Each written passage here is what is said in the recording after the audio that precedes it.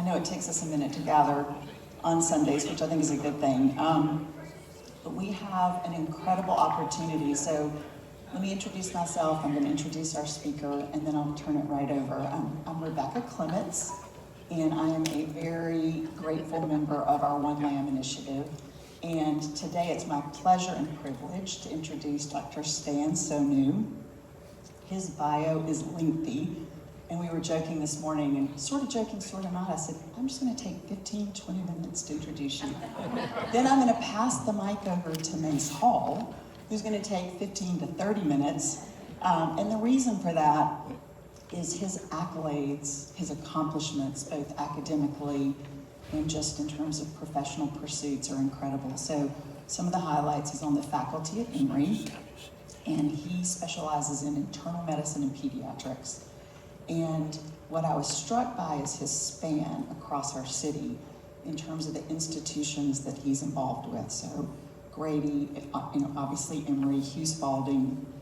I think it just provides him with such an incredible scope of what is happening in our city as it relates to child trauma, and I think it feeds his incredible brain and his incredible passion and commitment for the work. So I can feel myself getting ready to start on to paragraph 3, 4, 5, 6. I am going to stop, but we're incredibly grateful that a brain, a talent, and a person like this with this capacity makes the time to come and talk to us and is involved in his own faith community because he believes in the importance of understanding child trauma, what it is, how we deal with it, and he volunteers his very precious time to be here with us. And so prepare your hearts and minds. It's a broad, heavy topic, but please join me in welcoming Dr. Stan Sonu. Thank you.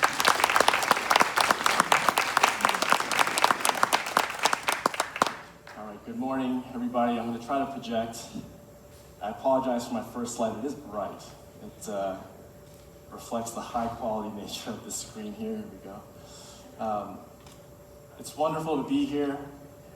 Let me just get it out of the way that no, I'm not in high school. I know I look like I'm 22, but your boy's over 40. But I just have the Korean gene where we just age slowly. So these days I'm embracing it. But it's great to be here. If you're a Georgia fan, congrats to last night. Georgia Tech, congrats. I went to Vanderbilt, so I'm pretty happy right now as well. But I'm really honored to be here. I want to thank Rebecca, Mace, Diane for the work that they've been doing to raise such an important conversation in the context of the faith community. I grew up in Norcross, Duluth, and I attended a large Korean Presbyterian church growing up. So my faith has been important for me for a long time. And one thing I didn't hear a lot about, however, despite how important my faith was for me, to me, and is today, was these applications when it came to my mental and emotional health. And if anything, what I experienced was a lot of silence, or a lot of denial, or a lot of bypassing. Pray it away. Or maybe if you're feeling sad or down, maybe it's a signal that you need to read scripture in a different way, or enjoy a prayer reading. But it was challenging in that I didn't really have a lot of direction. I wasn't given a lot of direction on how to cultivate a sense of well-being. And while it wasn't intentional, I think one of the byproducts of that was a sense of shame. When I was struggling, or when my friends were struggling, and prayer wasn't a magic bullet, when serving in the church wasn't a magic bullet, because the fact that nobody was talking about it made me feel, well, I guess it's just something that I'm going to have to deal with myself. So if that's something that resonates with you, I'm hoping to unpack some stuff that we've learned through the science today that can help us not feel so alone. and shine a different light on what it means to be in a community, be in a beloved, loving community where we're known to each other. And I think that's my overarching goal for today. I want to start with this passage that I'm sure many of us here are very familiar with. And I've italicized, dramatized a section of this verse on purpose. So it says, love the Lord your God with all your heart, and with all your soul, with all your mind, and with all your strength. The second is this, love your neighbor as yourself. There is no commandment greater than these. I heard a lot growing up, love the Lord your God, yes. I heard a lot, love your neighbor, yes. But this part, as yourself, was kind of like, yeah, whatever. And I think in some faith communities, we get that last part a bit twisted or it's distorted, where we think if we want to love ourselves, that means it's a green light for selfishness and self-absorption, narcissism, navel-gazing. When I would argue, when you understand this verse in the context of what I'm going to share, it actually creates a whole, it puts the idea of loving ourselves in a very different dimension. And it actually doesn't make it easy at all. It makes it very, very challenging. To love ourselves, to love our neighbors as ourselves, in part implies that we recognize and acknowledge the depths at which we're loved by God, and actually accepting that. And to have the audacity to say, God loves me, and I can love myself because he loves me. It's a very, very difficult thing to talk about in our society today, because every time you hear about self-care or self-love, it has this tinge of selfishness. And I know in the church, especially in the Protestant church, where it makes us uncomfortable to think about ourselves in that way. So this will be the running theme as I share today. As I go, I have some questions for reflection that you can kind of think to yourself. So what has surprised you? What has inspired you? What is touching your heart? A lot of the information I'm going to share is head knowledge, but it's intended not to just stay in the cognitive space, but to reach the depths of our heart. And on that note, this presentation is less about doing and more about being. One of the things about trauma, which I'll be talking about, so as a content warning, I'll be talking about some sensitive topics, but I'll try to do my best to make it a light touch. But one of the consequences of trauma is that it makes it really difficult to be in the present moment. And these days in our society, we have developed very sophisticated ways of not having to be in the present, or fooling ourselves as if we are in the present. And one of the most endemic examples of this is our phones. I was walking to Georgia State Law School the other day from Grady, about a half-mile walk. I counted 20 students or people who looked like students. 19 out of 20 had their head buried in a phone. The one that didn't actually looked at me, and we made eye contact and just smiled and said hello. But and it's not to shame students at all, but I think what we've evolved into tragically is we have a hard time in solitude. And I think what's happening on a broad level with our young people, young adults and adolescents, is stillness is equivalent to anxiety. When, in fact, how we heal from trauma requires a lot of stillness and reckoning with what comes up.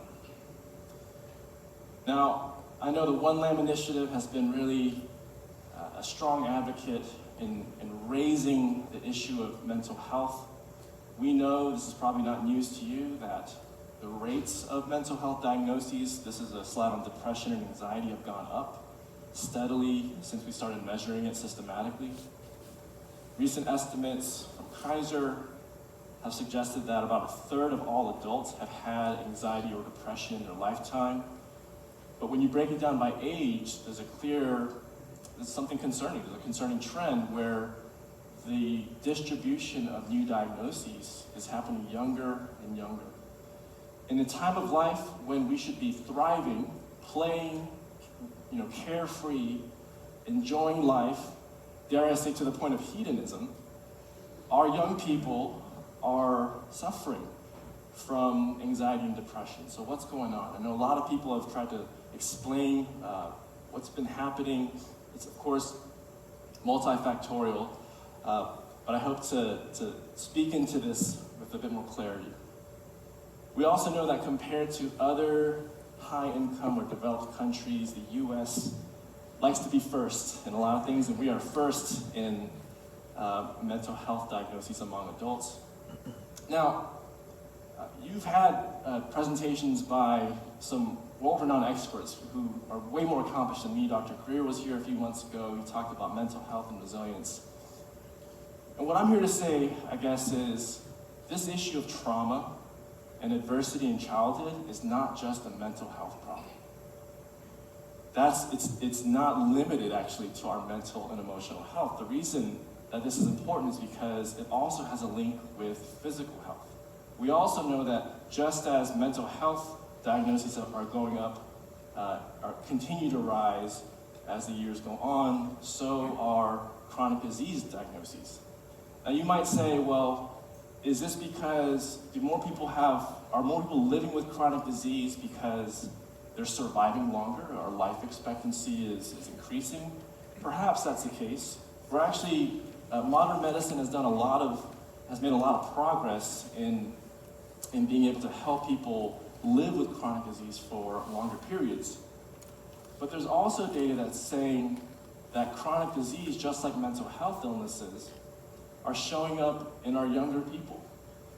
And so there's a quote from this study that came out recently. During a 10-year period, 2013 to 2023, for young adults, there was a meaningful increase from about 52.5% to 59% for at least one chronic condition, 21% to 27%. And that's only in a 10-year period.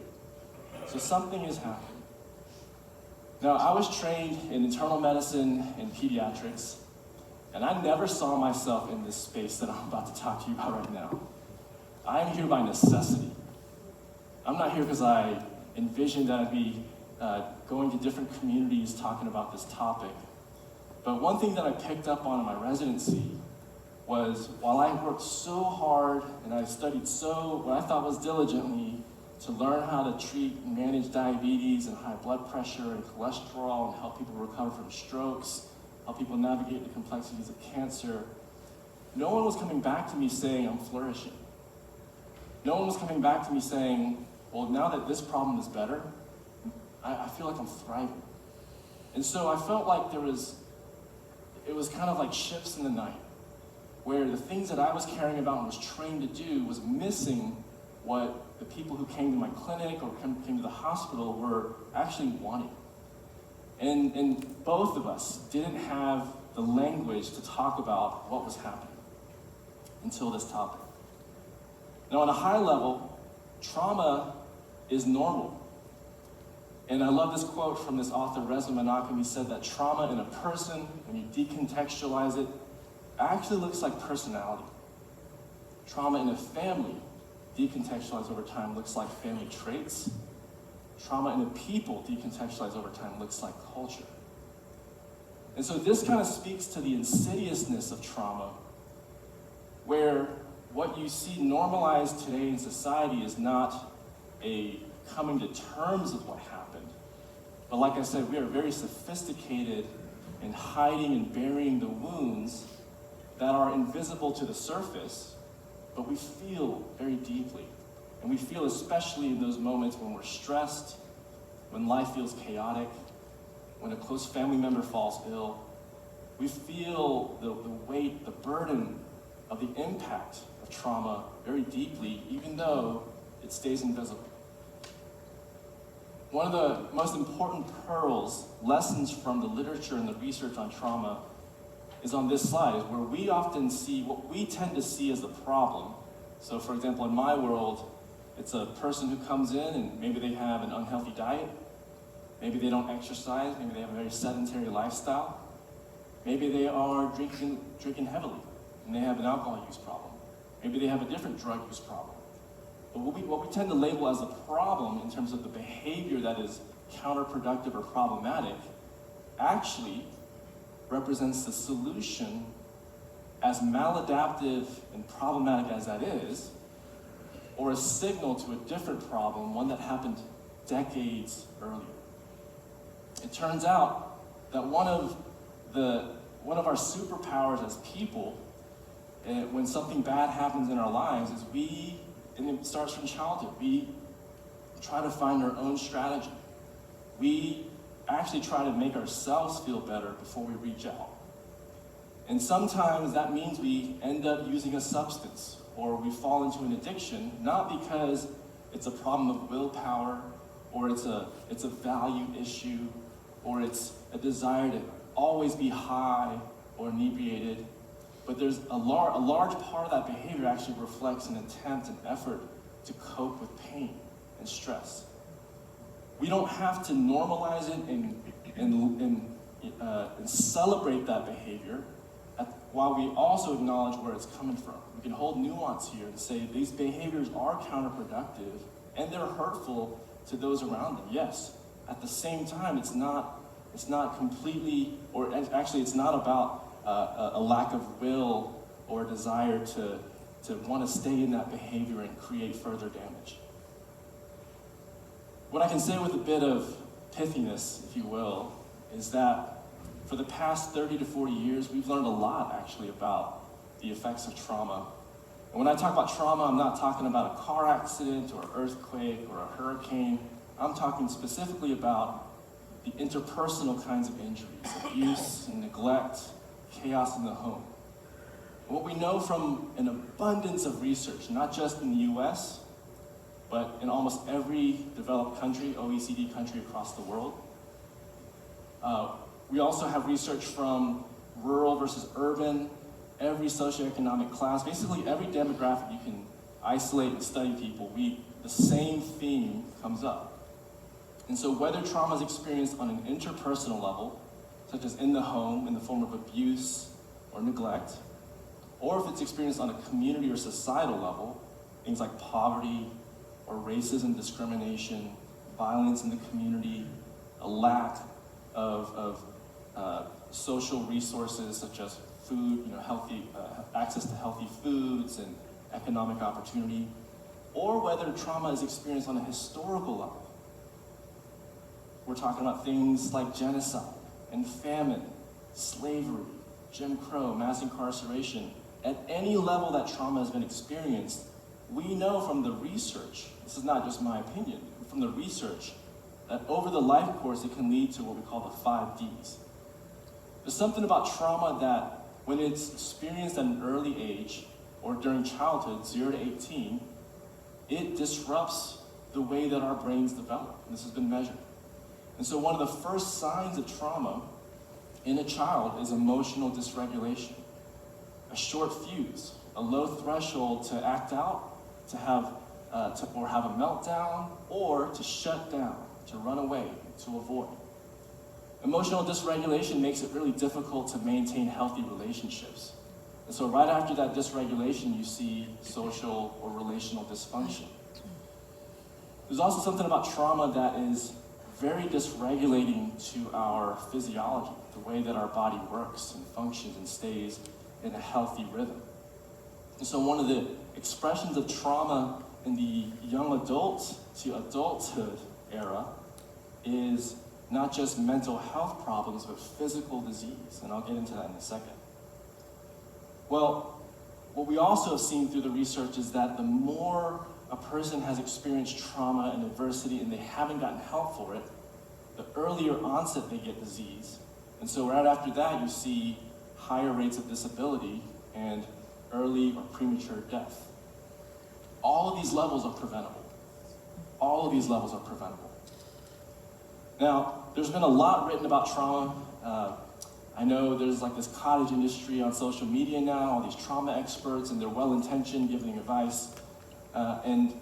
So there's a lot of people talking about it, and I'm glad you're all here because I just want you to hear it from a research perspective, because a lot of the message can be distorted, sort of the further valence you get from the source. One of the most powerful studies on trauma is what we call the Adverse Childhood Experiences Study. We call it the ACE study for short. Now, this study was a monumental effort by the CDC and Kaiser Permanente. It's considered in the public health world a seminal study, a landmark study, one of the best studies, most popular research studies ever done from public health. And it wasn't published in 2020 or 2010, 2005, it was published in 1998. During a time, I grew up in the 90s, when no one was really talking about trauma except for combat veterans, survivors of intimate partner violence, children who experienced maltreatment. But no one really thought that adversity or potentially traumatic experiences were common in the general public. That's one of the most powerful things about the study. It made what happens, it gave us insight into the long-term effects of trauma in a way that was relevant for the general public. So what did they do? Well, they took over 17,000 adults who were all recruited, who were all Kaiser members, and they asked them about 10 different categories of adverse experiences in childhood, things that they experienced before the age of 18. Pardon me. So you can see that they asked about 3 domains. Within abuse, they asked about physical, emotional, and sexual abuse. Within neglect, they asked about physical or emotional neglect. And then they asked about different stressors that a child could experience in the home growing up that would make the home feel chaotic. So a mental health problem that was untreated in a household member or a caregiver. A substance use problem, similarly untreated in a household member. Intimate partner violence, witnessing intimate partner violence against your mother. An incarcerated relative. And then lastly, and I would add most weakly, parental separation and divorce. And the reason I give it that caveat is because it's not uncommon that parental separation can be protective for the child if there is abuse occurring by one of the adults in the home. Now, these 17,000 adults, it's important to know who they were. The data was collected in the mid-90s in San Diego, California. And so of these 17,000 adults, 75% were white, 11% were Hispanic, 8 to 9% were Asian, and 6% were black. 75% had gone to college. 100% were insured, implying that they were middle class or higher. So this was not a group of people that anybody thought at the time was considered traumatized or at risk for trauma. This sample of adults were supposed to be the healthiest in our society. They were supposed to be the ones that had made it. And with that context, what they found was quite stunning. Now, the ACE study was not just one single study. It was actually a series of studies done over a span of 10 to 15 years. So while the first paper came out in 1998, there were papers coming out well through the 2010s. And I'm going to condense everything they found into 3 main findings. The first one, right off the bat, was that ACEs are common. So when they quantified the number of ACEs each person had, just the number, not the extent or severity or number of perpetrators, just did this happen, yes or no, they saw that almost 2 out of every 3rd person had 1 ACE or more, and about 12.5%, or 1 in 8 of these adults had 4 or more. And 4 is kind of that critical threshold after which you see an increased risk of a lot of different health problems. The story goes when one of the investigators of the study, Dr. Anda, who actually lives down in Peachtree City, when he saw these data for the first time, when it came up on his monitor, he didn't know what to expect, and when he saw how common ACEs were, he wept. It grieved him to realize that so many adults today are walking around with these wounds, and that the health system is completely agnostic to it. I wasn't trained, I didn't learn about this in medical school. I wasn't trained to ask people about what their childhoods were like. I was trained to only think about the proximal risk factors. What's your cholesterol? Are you smoking? Are you eating well? Etc. I wasn't trained to ask, what was your life like growing up? Was it mostly okay or was it pretty difficult? So this is the first thing that should sort of neutralize or demystify our experiences with one another, I guarantee you in faith communities, this is actually even higher. I've gone to different churches, Asian American churches, African American churches, mainstream churches, and every time we do an ACE survey, I'm stunned to find that it's not 1 in 8 adults who had 4 ACEs, it's closer to 30 to 40%. No wonder, because I think that part of our pain when we incur in childhood, we want an answer for it, and we find some solace in our faith. And so I don't think that's a coincidental finding. The second thing they found, and this is what had my jaw on the ground when I first heard about this topic, I actually was angry. I felt betrayed by my medical training that I didn't learn about this, something so important. They found this robust link between the number of adverse events and a person's risk for a multitude of negative health outcomes. So let me show you some of them here. So basically the narrative is the more ACEs a person experienced, the higher risk they would be for different health risk behaviors like smoking cigarettes, earlier onset of smoking, alcohol use disorder, earlier onset of alcohol use, illicit drug use, and different kinds of high-risk behavior such as teen pregnancy or high-risk sexual behavior. They found a link between ACEs and mental health problems, which is probably no surprise, including depression, anxiety, PTSD, schizophrenia, bipolar disorder. They found a link between ACEs and chronic disease. ACEs and chronic disease, things like heart disease, stroke, chronic lung disease, COPD and asthma, non-skin types of cancer, diabetes, and a big one today, autoimmune disease. But I could go further and say liver disease, chronic pain, chronic fatigue, a poor sense of health.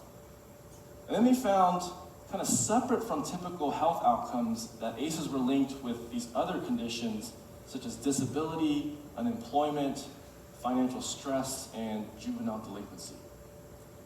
Well, since the original ACE study, many other studies have looked at several different outcomes, and I'm not asking you to read this entire table here, but just to appreciate the breadth of outcomes that have been found to link with childhood adversity.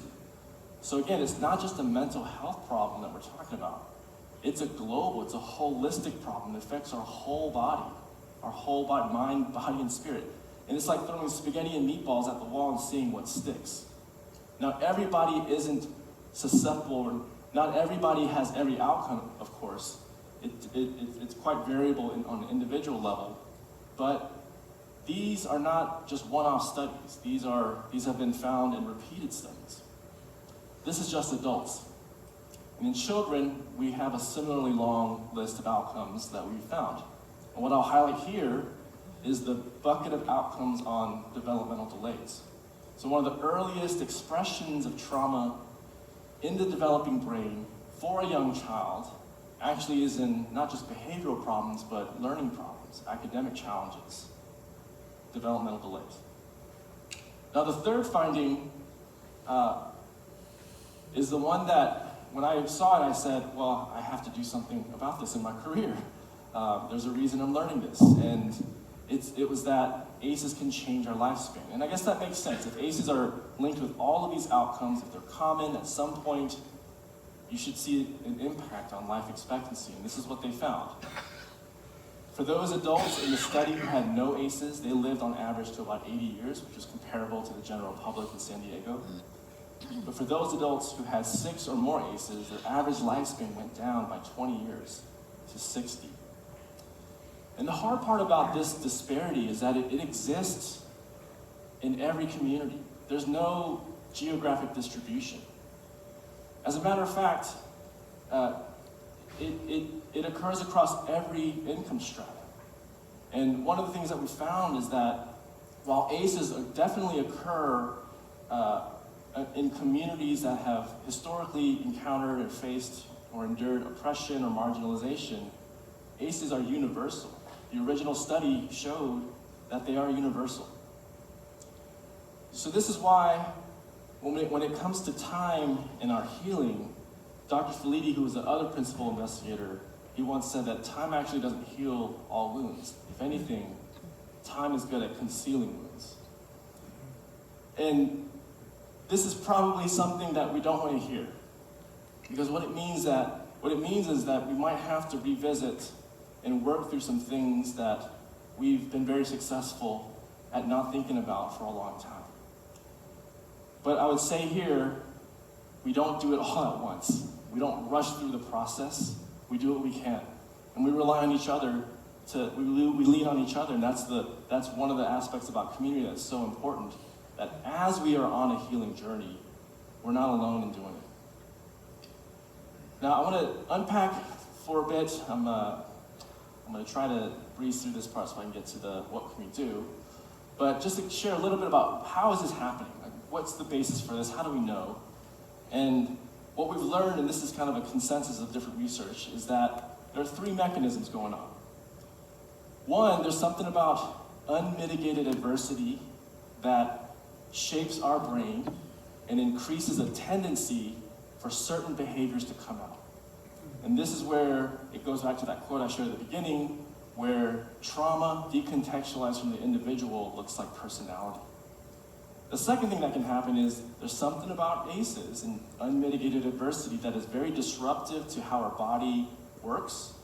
It creates pathways of inflammation that without awareness and attention can persist. And that's why we see this link to stroke and heart disease and cancer.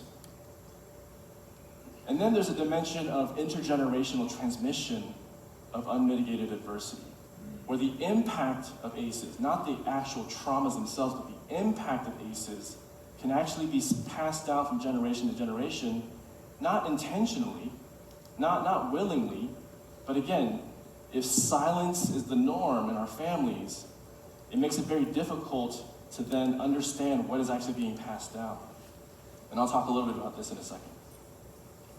Now, Sigmund Freud, a very controversial figure in medicine these days. We've left alone a lot of the things that he talked about, but early in his career, he was known to be a very compassionate, empathetic psychotherapist. And after evaluating one man in an asylum, back when they had those, he declared, I think this man is suffering from memories. And without any of the brain imaging technology that we have today, how right he was. I'll just skip to the punchline here though. One thing that we've learned from the research on trauma is that the behavioral patterns that arise from trauma or unmitigated adversity are actually normal in the sense that they are predictable. Not normal as in that they are good or helpful or productive, but normal in that they're predictable, they're expected. And what is abnormal, contrary to what our society may think, are the events of trauma themselves. Now let me talk about stress for a second. Stress is a universal part of the human experience. We were designed actually to handle acute stressors very effectively, and we needed to. So back before modern civilization, if we were all in a village together and we came across an animal like this, we would need a very fast, efficient stress response system to get us to safety. And we would need a stress response system so fast that it would just automatically tell us what to do without us having to think and calculate, well, I'm about 10 meters from the next tree, or, you can't do all that when you're trying to survive a life-threatening situation. So what happens in all of us is we see a threat, or we encounter a threat, our stress response system activates. These two subsystems, the sympathetic nervous system, which has nothing to do with sympathy, and the HPA axis activate. HPA stands for hypothalamic pituitary adrenal. And together, these systems create a release of hormones that flood our body. And these hormones then go to our organs, and they have actions. So when we encounter a stressor, our heart rate goes up, our blood pressure goes up, the blood vessels in our lungs dilate so we can exchange oxygen and carbon dioxide more efficiently. We have more blood coming to our muscles per unit of time, so we can actually, we're a bit stronger in the midst of stress, so we can run faster. Our eyes dilate so we can see where the threats are coming from, and then we have blood shunted away from the gut and urinary systems, because when you're trying to survive a bear threat, it's not the time to have a bowel movement. It's embarrassing to do that in front of the bear. So in all of us, this is what's happening. Inside, we encounter a threat. This is universal. But what you might notice in your neighbor can quite vary. What you see in your neighbor, some might try to fight the bear, some might try to run away from the bear, and some might do what children often have to do, which is stay put and freeze. These are our self-defensive mechanisms. Now, these are good things because they've helped us get to safety over, for our ancestors over centuries of time. But in our modern society, what's been happening is that we've created context of trauma and adversity mixed in with silence, creating situations where children never actually get to have their stress response system turned off. They're growing their entire childhoods in that kind of environment. So what happens is the brain adapts. The brain is very good at trying to predict a threat. And so these stress response behaviors that were designed to come up, appear, and then go down, actually stay kind of higher, not to the peak level, but kind of at a mid to low grade level. And they become embedded as personality features, or what appears like personality. So the fight response can appear as a state of hypervigilance, where someone has a short fuse or is easily irritable. I call it the I wish you would kind of disposition, or I wish you would say something to me. The flight response can become an avoidant tendency, where in the face of something stressful, we don't talk about it, we deny it, we run away from it, we do whatever we can to not have to address that issue at that moment of time. So that can lead to behaviors that look like anxiety and panic, hyperactivity, or numbing. The freeze response can become dissociative behaviors, where we're working really hard to keep those emotions down and repressed for good reason, but at the end of the day we feel numb and exhausted and completely depleted. I would add here, in our society today, there's a fourth response that unfortunately has a kind of gender distribution, and that's the fawn response. And that's because if a person cannot fight and win, run away or survive, or has other responsibilities to where they cannot freeze or numb out, or they can't just be still, a tactic that might work is to appease the source of the trauma, appease the perpetrator. And so we see this in behaviors like accommodating, a person who has that people-pleasing tendency. And then, I have permission to share this with my wife, but when we were dating, I'm trying to impress her, take her out on dates, this and that. And then one day I was like, wait a minute, where do you want to go? Where do you want to go to eat? And she's like, I don't care, you pick. And I was like, no, I've picked like 7 times in a row now. Like, where do you want to go? I want to make sure I'm not just overpowering you. And we actually got into a fight about that because she didn't want to choose where she wanted to go eat. And that's because later on we found out that in her childhood, the fawn response is what worked. It's what helped her go unnoticed from her own parents. And so whenever she felt like she was on eggshells, that accommodating response actually worked. The point of this is to recognize that these behaviors are not value statements. They're not the virtues that a person wishes to embody or espouse. These are self-protective behaviors that come out when we feel unsafe. Safety is the issue that triggers these behaviors. And the more we can recognize that, the less we will pathologize it and say, well, that person acted out, it's really inappropriate, unprofessional. They need to be stripped of whatever, that leadership title or that responsibility. They need this consequence. When consequences may need to occur, but we also need to understand, for some reason that stress response had to come out. And I would argue that in a community, especially in a faith community, a loving community, we got to do our best to try to see that, what's behind the veil, behind the behavior as best we can in one another. A simple way to understand the dynamics of the stressed brain and our learning brain, which is where we want to be, is that we can exist in 2 general states when we're awake. We have a learning brain and we have a survival brain. The learning brain is what we all wish to embody all the time. We want to be engaged and creative and confident, connected, and curious. The survival brain is when we are hypervigilant and avoidant, dissociative, impulsive, reactive, combative. What we've learned through the brain science is that when the survival brain is activated, it inhibits the activity of the learning brain. So this is why, I'll use my example with my wife again. When we're in an argument, and I'm right, okay? I'm right. Like, it happened on this date, I'm sure of it, right? I'm right. When she recognizes that I'm right, I can't be like, I'm right, so you don't need to feel bad about this anymore, let it go. How often does that work, right? Because it doesn't work because the issue was never about facts and logic. It wasn't about agreeing on the facts. When we argue, there's an emotional component to it. And for her, again, facts are not persuasive, but what would help is emotional connection and a restored sense of safety. This is also why when you're driving down 85, which is crazy these days, and someone tries to cut you off, you swerve without thinking, right? You don't sit there and say, well, this guy is swerving into my lane right now, and that's very unpleasant. Like, I wish he wouldn't do that. I'm going to honk deliberately. You just swerve and you react. You feel heated in that moment. The survival brain, when it's activated, inhibits the learning brain. This is really important for educators as well to understand, because they are often seeing the manifestations of trauma in their students real time.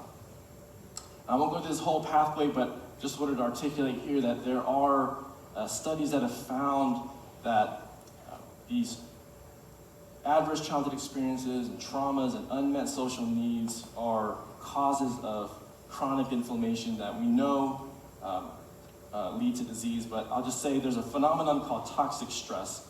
So the point of this is not to demonize stress, is not to say that we need to avoid stress.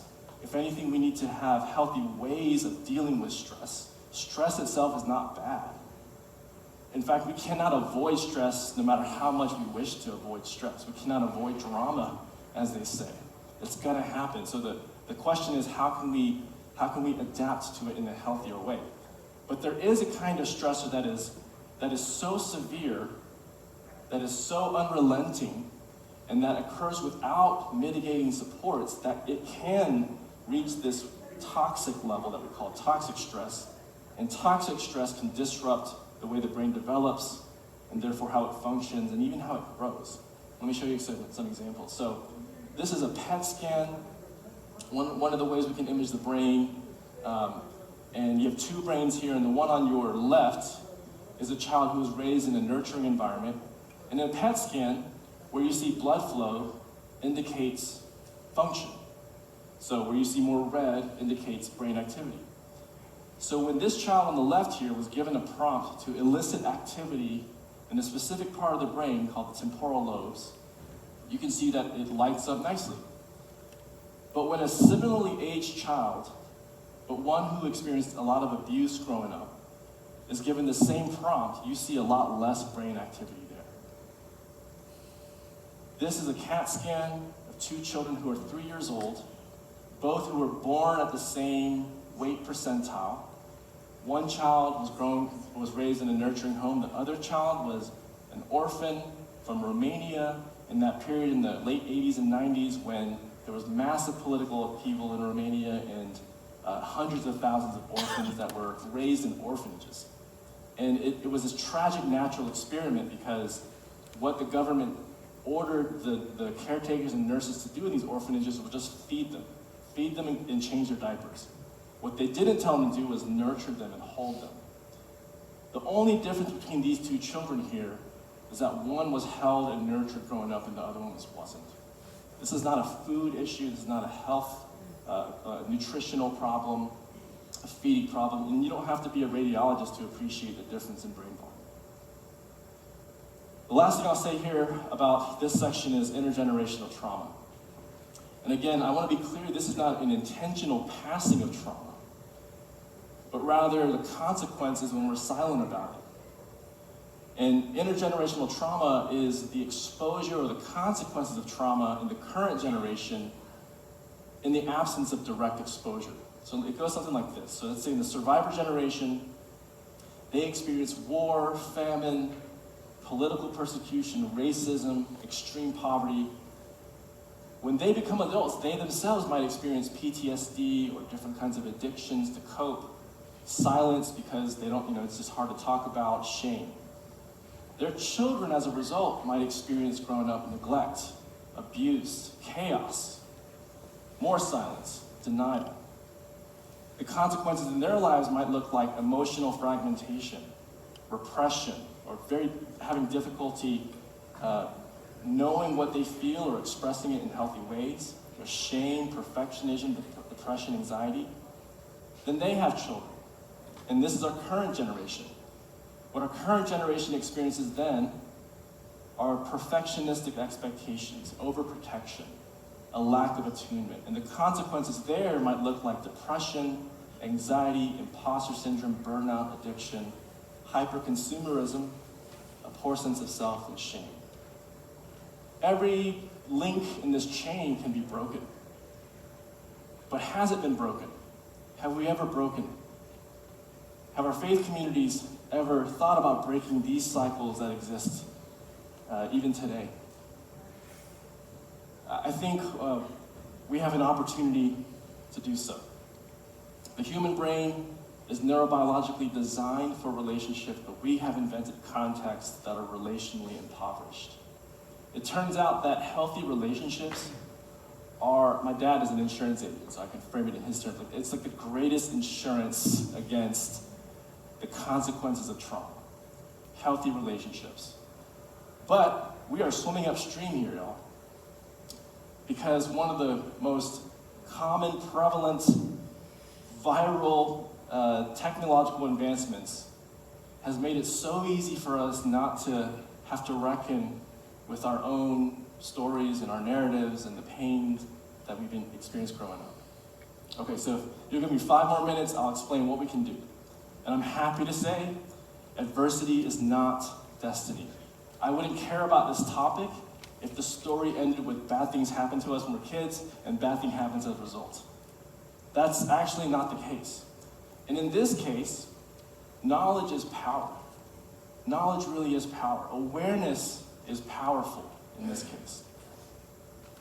This is what we're going against, though. This quote from Henry Ford, one of my favorites. If you always do what you've always done, you always get what you always got. So at some point, we got to change course and think creatively outside the box if we want different results. Now, in this room, I would dare say that there are many people here who had quite difficult childhoods growing up. I don't know you, but from the data, I can say that with a reasonable degree of certainty. And yet, I can also probably guess that you've been successful in a lot of ways in your life. There's a lot of resilience in your story. There's a lot of overcoming in your story. So what is unique about you, or maybe someone who comes to mind for you, that allows them, despite what you've gone through in your childhood, what they went through in their childhood, allows them to still flourish? I know Dr. Greer talked about this idea of resilience. It's not a corporate term of the month. It's not an HR term. Resilience from a neurobiological perspective is a really, really important feature that can develop and that can help us adapt and succeed in healthy ways, even against future adversity. And the main drivers of resilience it comes down to 2 things. We have to be in healthy connection with others. The brain was designed for relationships. The Imago Dei, Holy Spirit, God, Jesus, are 3 beings in one. They exist in a relationship with one another. They are independent entities, but always connected. So we actually have this incredible model for relationships from the Imago Dei itself. Social connections are irreplaceable when it comes to resilience. The second thing is we have to develop skills of self-regulation. And self-regulation simply starts with self-awareness.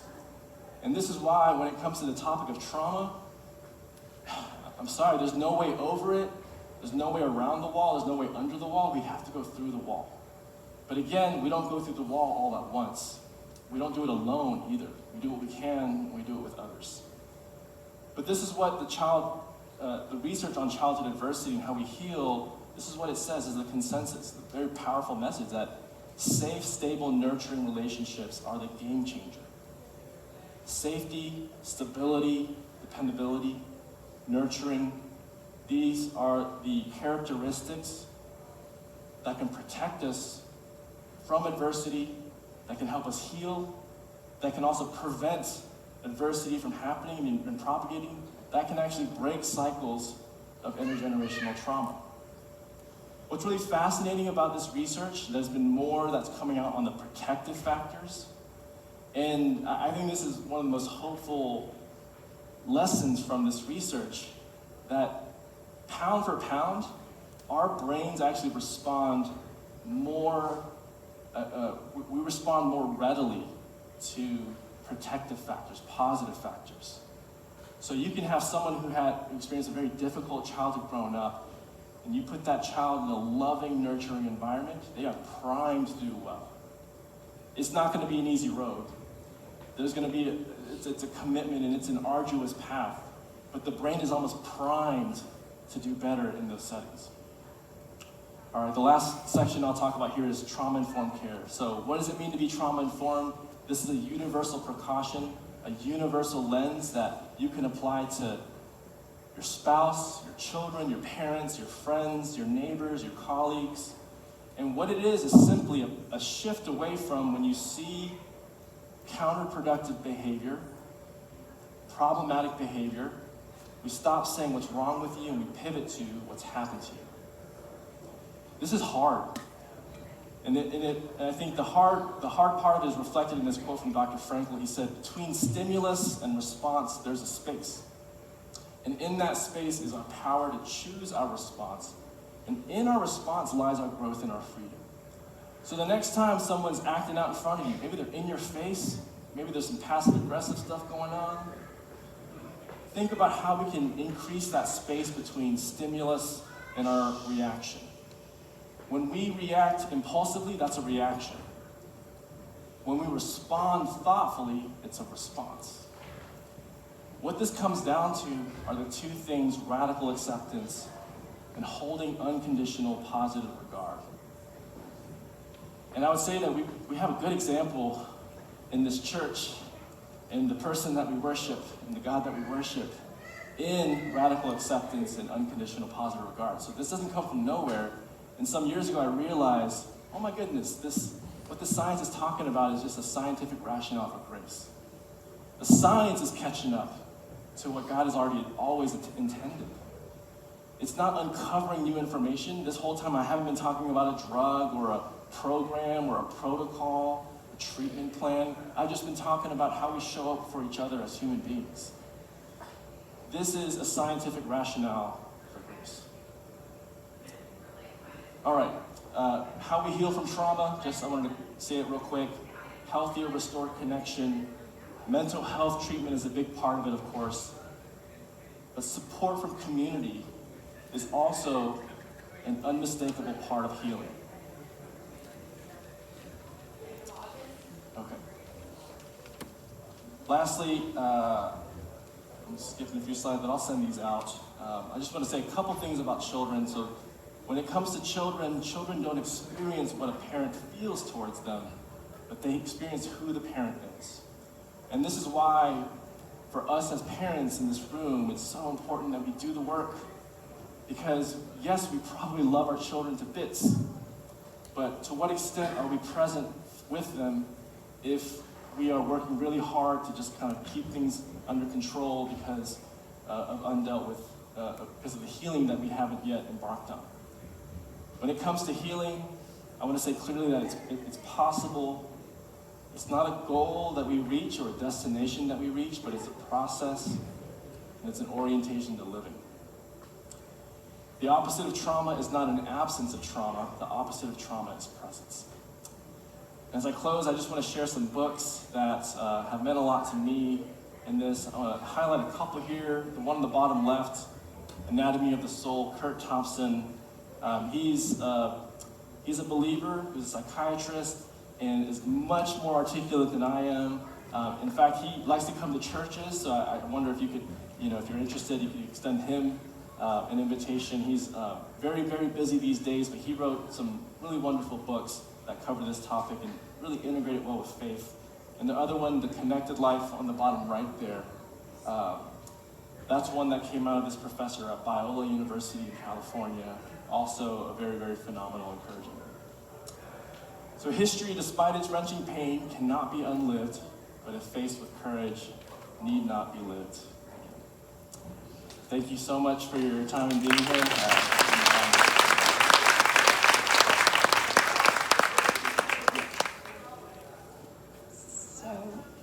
Yeah, I was just going to say, we want to take some questions, and we just wanted to thank you again so much. I know for those of you that are heading off to church, thank you for being with us, and then if you will just maybe take a couple of quick questions. One thing I just want to say, because I won't stand back up, is please, please, please, please visit the One Lamb website. There's so much good information. This was recorded, it'll be posted. This is such an important topic. We've learned so much today. Visit the website and share the website with those in our community. Thank you. Question. I'm sure you've answered some of these questions, but it wouldn't be the first. Do you think parenting is too important to be left to parents? The question was, is parenting too important to be left to parents? That's a great question, and I will say, how many of us, when we became parents, actually got training? And when you compare that to something like the Peace Corps, where if you want to join the Peace Corps, which is a 2-year term, you have to do 3 months of onboarding before they even let you go into that community or village. And with parenting, though, which is arguably the hardest job, that's lifelong, we get no training. So yes, I would say there's in the last 30 years, we've learned a lot more about the universal inputs of healthy parenting, where it doesn't infringe on culture, where you can still, so for example, relationships. So every culture across the world has their own way of forging healthy relationships with their children. And parents need to know that. Parents need to know that when you hold your baby and you delight in your baby, you're not spoiling your baby. That's actually a tragic myth that came from pediatricians in the early 20th century, from Skinner and who was it, Pavlov, when they were talking about behaviorism. And so I'm undoing that every single day in my clinic to say, no, if you please delight in your baby. You feel that anyway, go ahead and do it. So yes, to your question, I think it certainly takes a village to raise a child, and parents need help. So, a lot of us had children who were in high school and college during COVID. Can you talk a little bit about what you're seeing? Maybe it's too early for research yet, but what are your views on sort of the trauma that was inflicted upon not just some kids, but really all kids during that time? Yeah, I think we're still learning a lot of the impact of COVID right now in our young people. I will say that it seems like we're not seeing the kind of outward problematic behaviors, like aggression, on a widespread level. You're seeing a lot of kind of the constriction and social challenges. And so I think one of the consequences that I would hypothesize to see, in terms of the data coming out, is a lot of isolation. And isolation, like I've been saying, is not how we're designed. And so I think the answer to that is a light touch, not overwhelming and pressuring students to get out there and be social, not forcing them out the door, but always kind of meeting them where they are and allowing them to assent to what they can do. And like I said, because our brains are wired actually to respond to protective and positive factors more readily than to trauma, I don't think that we have to despair that it's hopeless. Yes? the brain scan of the child that wasn't held, can a brain like that restore? Can it grow? Can it return to what you would want to see? The brain scan. Yes. Yes, so the brain, because of neuroplasticity, the brain can rewired over the entire lifetime. And I will say that there are some types of trauma exposures, like emotional neglect, that are the hardest ones to overcome, but it's not impossible. And so, yes, absolutely, those children can still recover and do well. Yes.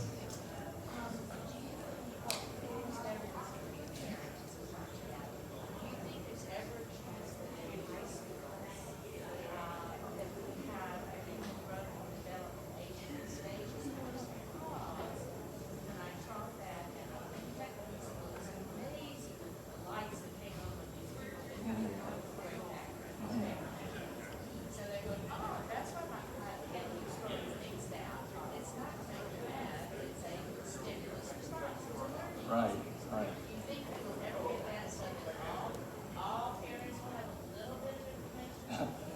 The question was, can we teach about the natural stages of development in childhood in our schools? And I'm with you that we need to, absolutely.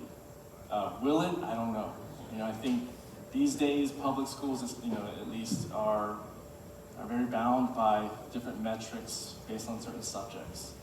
But I didn't learn about this in medical school. Can you believe that? Like that's what I still am flabbergasted by and have been trying to undo at Emory. So I'm glad to say, at least at Emory, we've come a long way where every student, I see them in their second week of medical school, and I make sure they hear this science, and then I see them again in their third year, and then I'm doing training with residents, pediatric residents and internal medicine residents, trying to undo this. Yeah, we're behind. Yes.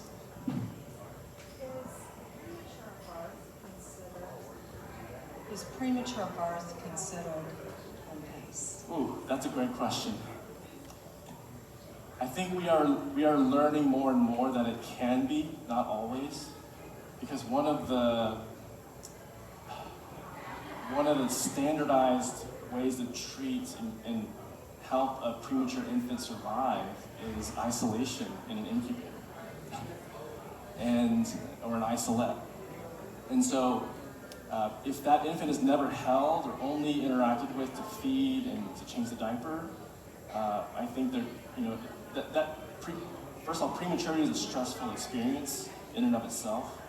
But I don't think it has to be. So I think there are protocols that are coming out in different neonatal ICUs where they're thinking about what does a trauma-informed care look like for the infant, where they invite the parent to come in and they do skin-to-skin contact. They're much more flexible about visitation hours. So they're trying to do what they can to encourage connection with the child without sacrificing the safety of the child. So it can be, it doesn't have to be.